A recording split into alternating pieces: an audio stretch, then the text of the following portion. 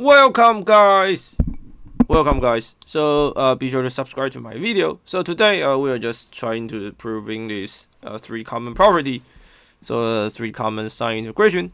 So all we need to know is that the sine ax differentiation is a cosine ax. And also cosine ax differentiation is just minus sine ax. Okay.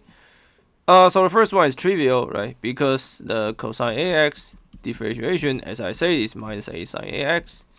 So if you just times minus the times negative 1 over a times negative 1 over a, then you get the sine ax.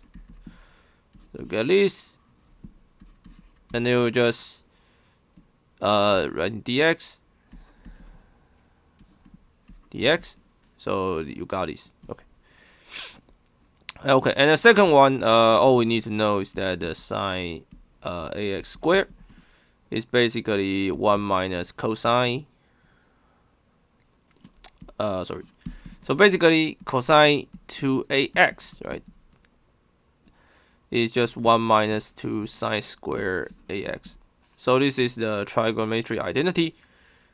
Okay, so sine ax square is basically 1 minus cosine 2ax divided by 2. So you just do the integration with respect to dx, both sides.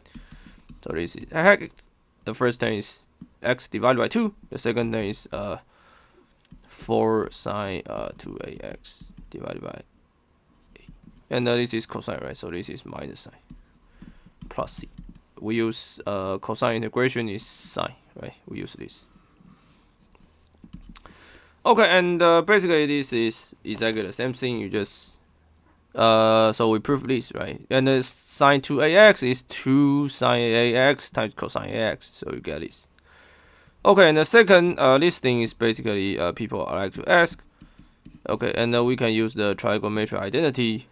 Basically, the sine theta to the 3 theta is basically minus sine 3 theta plus 3 sine theta. Okay, so this term is basically minus 4 sine 3 ax plus 3 sine ax dx.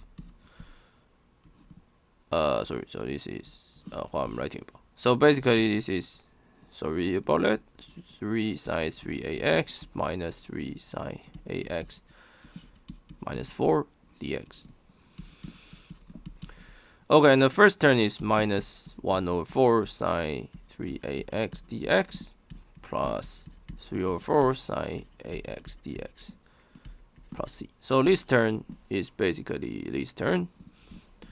And the this term is basically positive because integration with respect to sine is there is a minus sign here. So it becomes this. Okay, that's it. So we solved the three common properties of sine to the power x, sine to the power sine square x, sine cube x. And the next time we will solve the sine mx. You can check my other videos, and there's a recurrence formula for it. Okay, I will see you guys in the next video. Be sure to subscribe to my channel.